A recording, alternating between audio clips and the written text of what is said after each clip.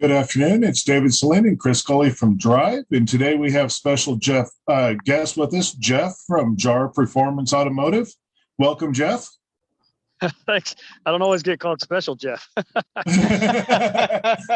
Well, special guest to get Jeff with us today. Sorry, sometimes we get tongue-tied, but the good thing about it is today's Jeff has volunteered to give a shop tour of his shop.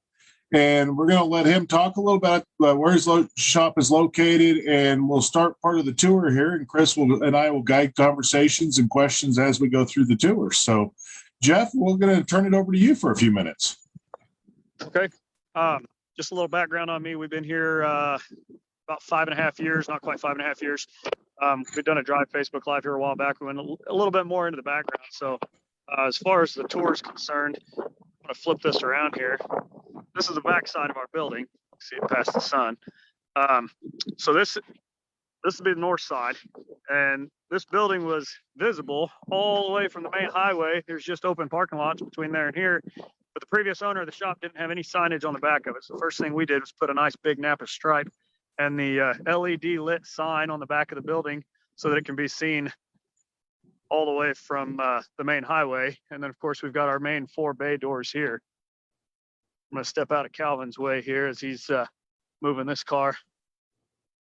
One of the biggest struggles we have with this particular location, as you can see, all 4 of our shop doors come off of this street, and it doesn't really show it in the camera, but that's a huge slope right there. So if there's something broken down, which is 99% of what we do, right? You have to get the tow truck out just to be able to push him up that hill, push him up that slope in order to get him in the building. So that's a huge setback, something that we've struggled with, but we make do. And then here's the front of the building. This will be the south side. This is our parking lot. Put a bunch of new concrete in here the last couple of years. Got the parking lot redone. About $16,000 worth of concrete in the last 2 years. So there's our little 4,000 square foot little shop. That's all there is to it. We've got a storage shed down here. There's kind of a fenced in area in the back over here that we use for junk trailer and all the old tires and that kind of stuff. Got the 72 tow truck that everybody in town loves. That came with the shop. Used to be the old John's Motor Service. Still has on the door all the original 1972 patina. That's how we get our cars in and out when they're broke down. Saves us having to push. That's our employee entrance. We'll get there from the back side. I'm going to take you in the front first. You first walk into our business, kind of show you our front door here. So we ended up redoing the parking lot so we'd have some opening here. There used to be a parking stall right in front of the main door, which was always a trip hazard with the curbs. So we painted that one blue and moved it over. We've got our night drop right next to the door, envelopes. We've got our night pickup. If you guys have ever seen these little locker boxes, they've got the speed boxes. Those are pretty slick for after hours pickup. So we can just basically program the customer's number, 3-digit number, lock their keys in those lock boxes. They can pick them up after hours. Got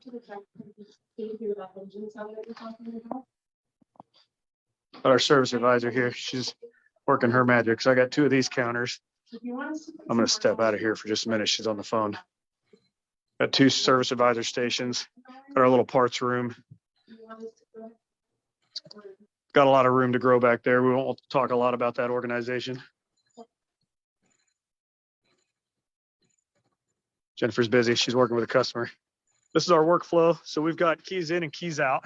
We've got this box here. Because of our limited parking, we've actually got these sorted. We've got front lot, street parking, back lot. Helps the technicians when they're going to grab the keys. They know where to find the vehicle so we don't have to wander around. We also put the customer's name, vehicle information, all that good stuff. Saves the technicians time. Turn my volume back up there a little bit.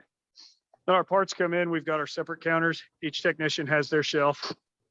We get their parts on for all the work that's incoming, all the extra stuff, obviously at the bottom as it comes in. Got our little returns shelf. We've got our note board. You can see that. My master tech's note right there. We don't assume, always verify. Okay, and Jeff, just Just briefly a minute ago, you were showing us some of your parts, where your stock room for your parts and everything. I know this is a big question for a lot of customers, and I know you're service advisor, so we don't want to interrupt them.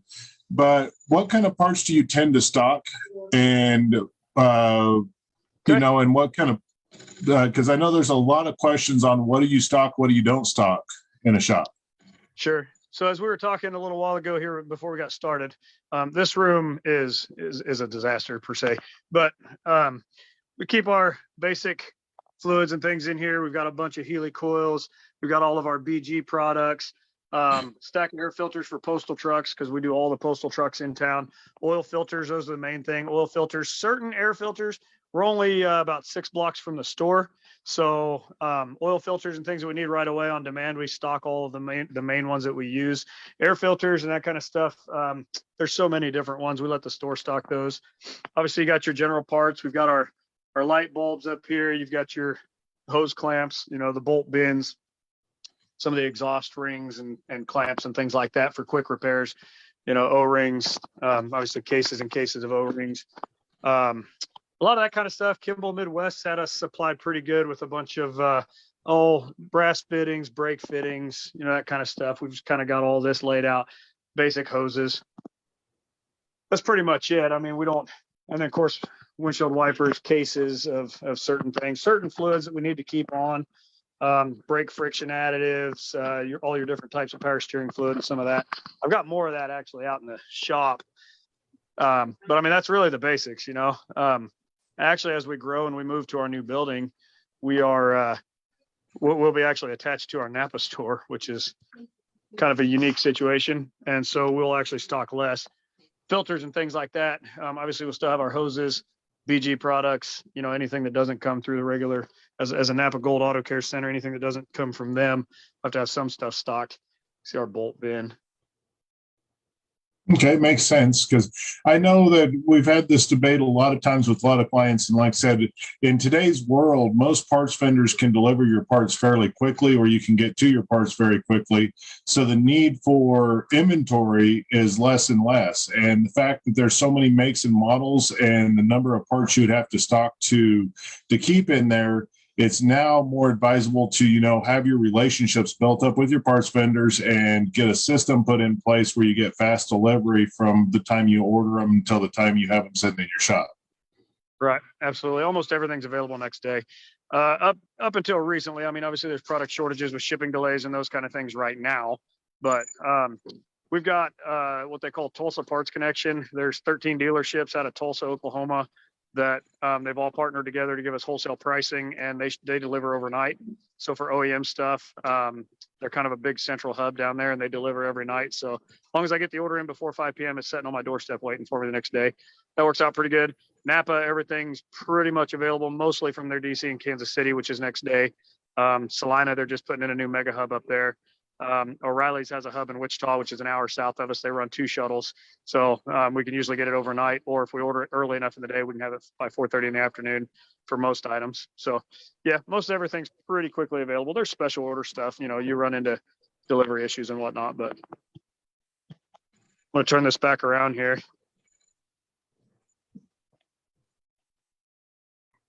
Got our master tech over here working on a coolant flush on this Jeep.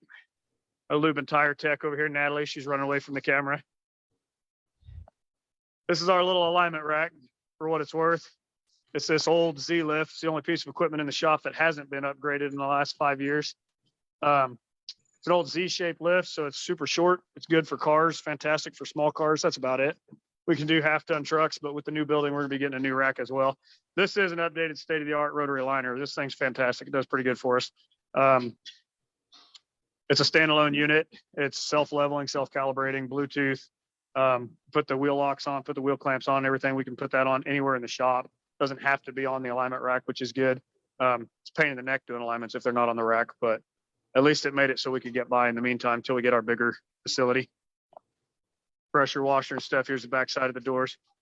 Got Joseph over there. He's one of our mid-level techs. He was Chrysler tech for 15 years.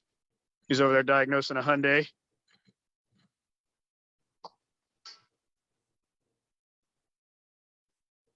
Got our oils. We got 4 tanks up there. We got our concentrate antifreeze, full synthetic transmission fluid, a couple of full synthetic oils, and then our bulk synthetic blends here, 0, 25, 25, 30. Some more of the fluids we were talking about.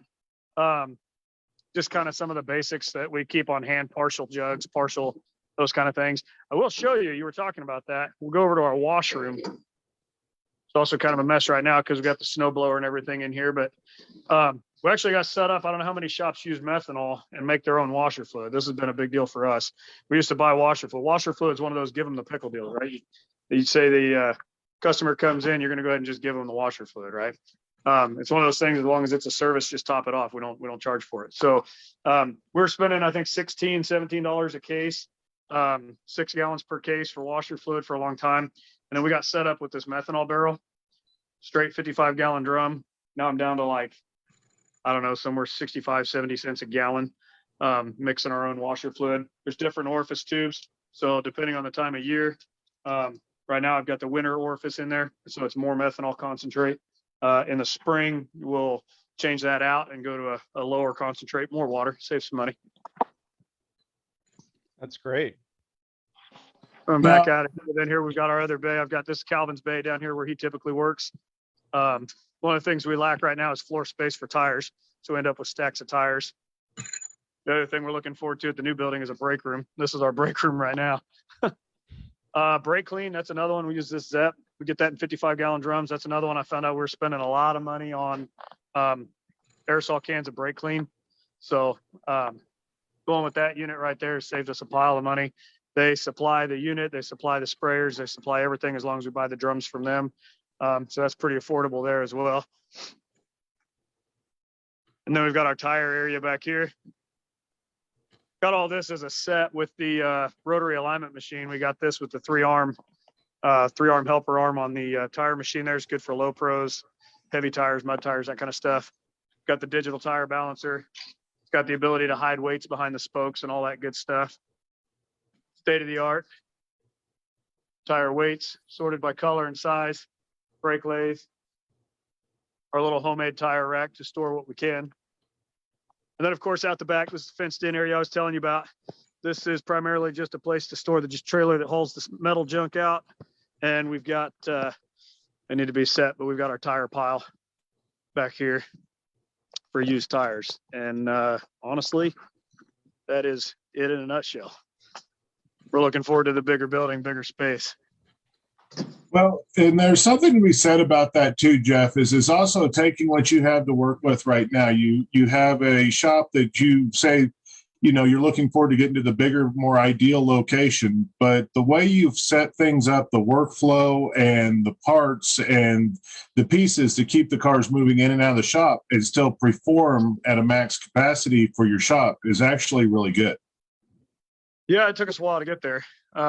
You know, one of the things, we're all digital too. So we use the digital auto vitals inspections, everything's tablet based. So that is one thing. We used to have computers out on all the walls, and I've only got one computer in the shop now. And that's basically just for, not the only thing they use it for, a little bit of research once in a while, but since they've all got iPads, they do all that there. It's for our oil change stickers.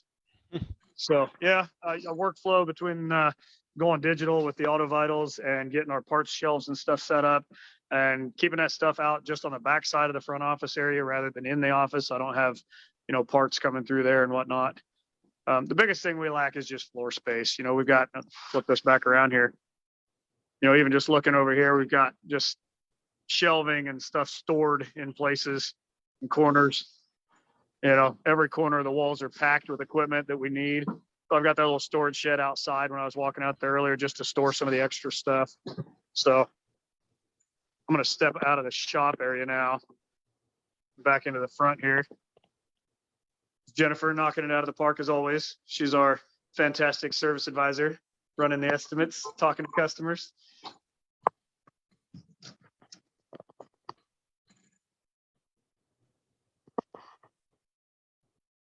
Step in my office here so you can hear me a little bit better.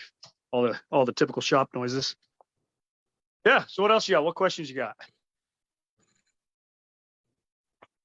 Well, tell us a little bit about the plans for the expansion of your shop. You've got a new location that you're going to be moving to. Tell us a little bit more about that. Okay. And we've been looking for properties for a while. So we've had realtors looking and stuff. And we finally came across one here. Believe it or not, it's our Napa store. The building that they're actually leasing came for sale. And so it's a 15,500 square foot facility. Right now we have a total of 4,000, including all of the office, washroom, bathrooms, everything. So we're looking at about 7,100 square foot on the south half of that building that is currently occupied by a rent-to-own tenant. They're moving out very soon, and so we bought that whole building. We'll be moving into that side.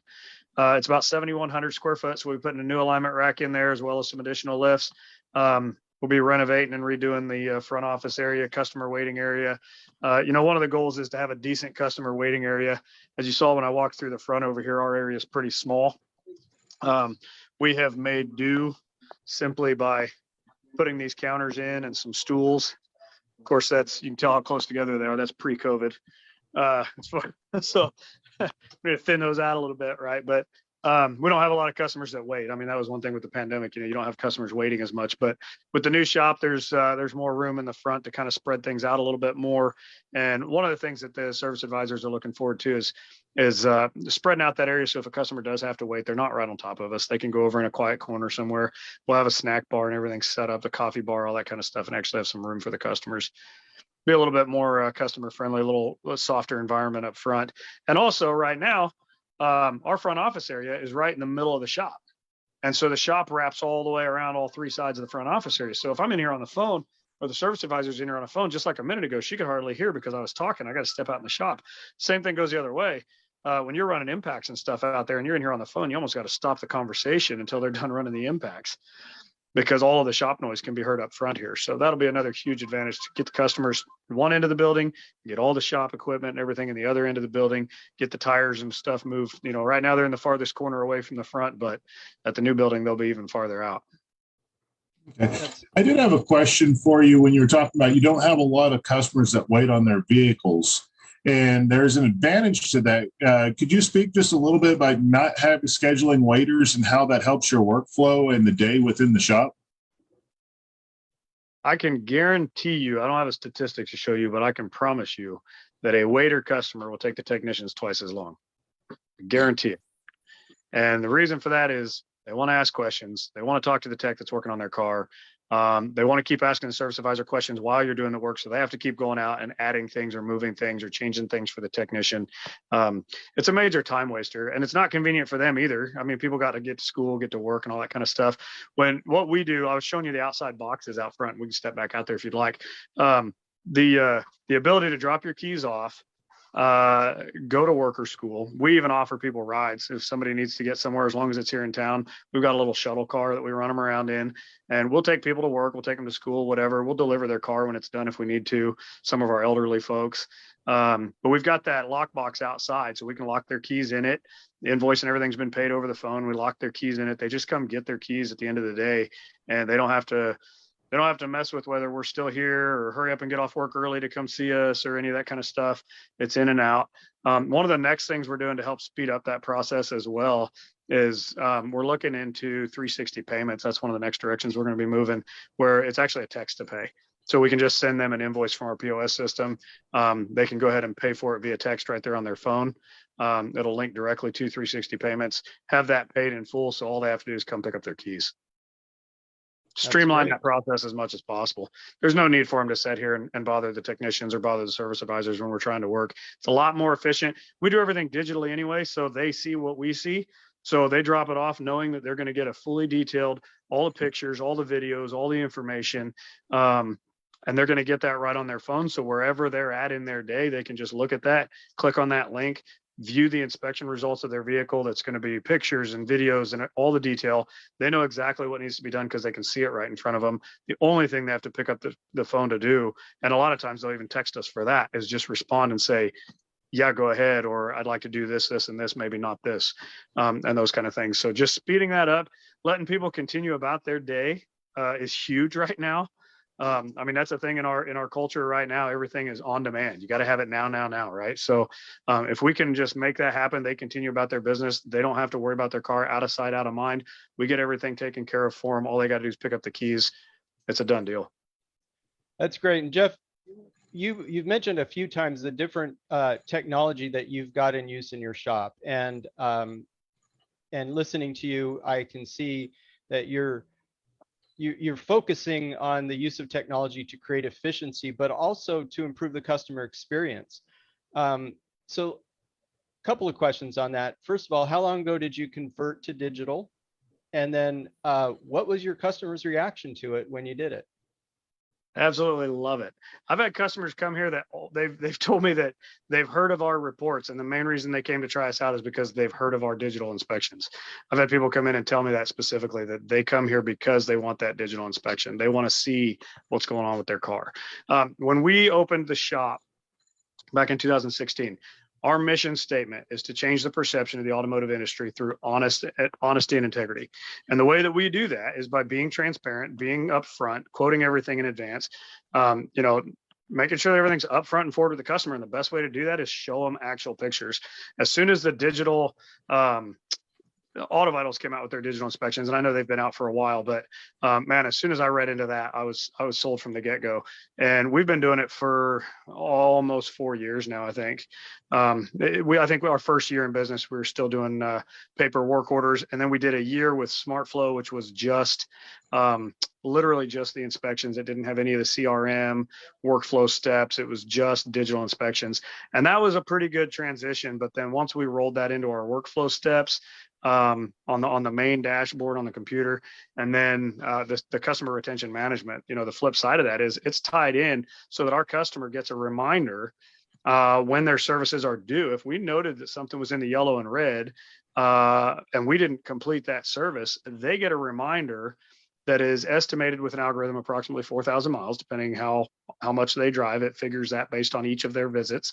And then they also have a link on there that says, hey, don't forget when you were in last, we checked this and this, and you click on it. It says there was 2 recommended services or whatever. They click on it, and tells them exactly what we looked at. All they have to do is call us. I've had customers call and they just go, hey, on the last inspection, 3 months ago, you guys told me it needed this, this, and this. I got your reminder. Let's go ahead and get this and this taken care of. Or let's get it re-inspected and see how much worse it's gotten. And so it works fantastic because the customers already know what's needed. And most of the time, they already have a ballpark idea what it's going to cost, because we also live by the 300% rule. So everything that comes in gets an inspection. 100% of the vehicles get an inspection. 100% of what's found on those inspections is quoted, and 100% of those quotes is given to the customer. So when they leave here, they know next time they come in what's going to need to be done, and what approximately, it always changes a little bit right now, but approximately what it's going to cost, and they're prepared. That's exciting. That's really great. Another question. So you're in the process of going into the new space. What's your timeline on getting in there, or do you have one? We just put the offer in here. We're in our first month. We put 90 days to closing because we're going through all the SBA loan approvals and all that kind of stuff. There's a lot that goes into it. Yeah. The building right now has a mezzanine and some stud walls and stuff inside that are going to have to be demolished. And then, of course, remodeling the front end, getting the electrical updated, and getting all the plumbing put in for the air, and getting everything moved in. Renovations and stuff, we're looking at somewhere approximately 9 months. So we are closing on May 20th on the property. And then I will go in there, and a lot of that work will be done on my own just for the sake of cost. But besides the electrical and some of those things, most of the general contractor type stuff with building stud walls and remodeling, I can handle that. We're looking at probably shutting down here the last week to 2 weeks of the year, and probably just to move all the rest of the equipment, and probably starting over there fresh the first of the year. That's the goal at this point. Worst case scenario, the timeline is May, but I've bumped that up. I don't like to wait. All right. Awesome. Well, I have a couple other questions now. It looks like you've really dialed in the shop that you have right now. Yes, it's a small space, but you figured out how to dial it in. You make it perform. You're expanding. Now you're going to get into the new business and everything else.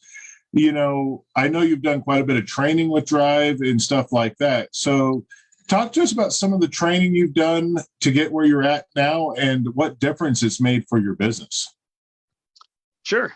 So, as far as training concerned, I've been to a few of the workshops and things. The last couple of years have been really tough with no in-person and that kind of stuff. I'm really looking forward to getting back into that. They've got some in-person training that I'll be in the think it's actually a week after next, coming up awful quick. The end of March here, we're going down to Dallas. There's a couple classes. I'll be doing 2 classes back to back down there. I'll spend a week in Dallas. We'd flown out to Monrovia, California there within our first year of drive. My wife and I went out there and went to some training. I sent actually 2 of my service advisors through the controlling the front training. One of them was on site in California right before the pandemic started. And then our newest service advisor, Jennifer, who you saw a moment ago, she just started last August and she went through the online course. So that training really, I mean, honestly, it's not just the training. I mean, anybody can go through workbooks and that kind of stuff. A lot of it, the way the training is set up in the drive classes, one of the biggest advantages for me is the contacts that you make in learning from other shop owners. I went through a course, an online course earlier this year. I think it was right towards the end of last year. Maybe it was like November or something, but we went and I went through one of the online courses and meeting with the other people, even on the webinar type training, meeting with other shop owners and getting to email back and forth with them, even after the class was over, and talk about, the ways that they do different things and sharing information. We went through some of the playbook training and working on getting some of that stuff together, and just the way that certain shops work versus other shops and just learning from each other. Is huge. Just having that basically like a business development group right there at our fingertips to work with us and learn from, and hopefully, I mean, there's probably a few things that I've shown some, but I think for the most part, it's been more beneficial for me than for them to learn from the way that they do things and just implement, make the implementation in our own shop. That's awesome. And just for all of our viewers and everything, the workshops Jeff's talking about is March 20th through 26th in Dallas, Texas. We will actually be putting on controlling the front, building your dream team, planning for success, and succession and exit strategies. And if you want more information about those, you can call us at Drive or look on our website. They're all listed on there. And it's not too late to still get registered and attend there and go down and visit with Jeff and network with him and see how he's got things going in his shop and pick up some ideas of how you can make your shop better. We're looking forward to it. And I look forward to seeing everybody there. Okay. Chris, did you have any other questions right now? Nope. Thanks a lot, Jeff. That was great. Yeah, we really appreciate the tour. And like I said, I want to stress the importance. So Jeff has taken a small space that may not have been the ideal location. He's worked out the workflow, put digital inspections in, he's dialed in things. And even though you're confined to a small space, you can still do great things in that small space. And you're a prime example of that, Jeff. And congratulations on the new building, the success that you've had. And we look forward to helping you grow and outgrow the new building when it comes time. That's the plan, brother. And just to throw it out there real quickly, I know we got to wrap up here pretty quick. When we bought this shop, he was doing about $245,000 in sales. We wrapped up last year with 4 technicians, 2 service advisors at $850,000. And without changing anything, our goal this year is $1 million before we move to the next building. And it'll happen, I promise you. That's great. That is awesome. We love to see growth like that, and congratulations on all that and all your successes. And thank you for taking us a tour on Facebook Live today of your shop and sharing some of your wins. And we look forward to seeing you in the future. Absolutely. Thanks for having me, guys. I appreciate it. It's been good talking to you. Okay. And for all of our viewers, thank you for tuning in today, and we'll see you next week on Friday.